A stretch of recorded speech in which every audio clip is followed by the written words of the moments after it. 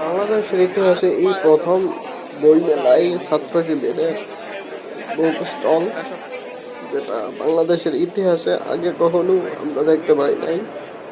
এবার এটা সম্ভব হয়েছে। আর এর অন্যতম কারণ হচ্ছে শেখ হাসিনার পতন। আর পতনের পরপরই এই কাজ সম্ভব হয়েছে। আদারওয়াইজ এটা হয়তো কোনোদিনই পসিবল ছিল না।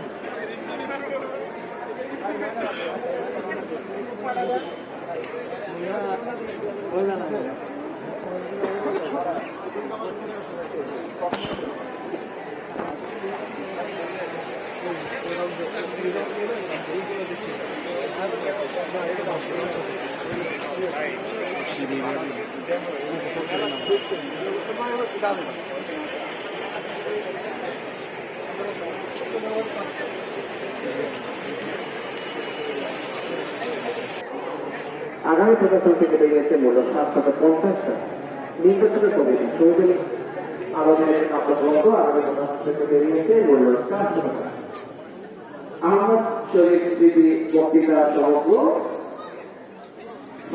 সম্পাদনা ডক্টর নেহরু করিম আগামী প্রকাশন থেকে বেরিয়েছে মূল্য 1200 টাকা। আমার প্রথম গ্রহণ করা বই রবি মোহাম্মদ হোসেনের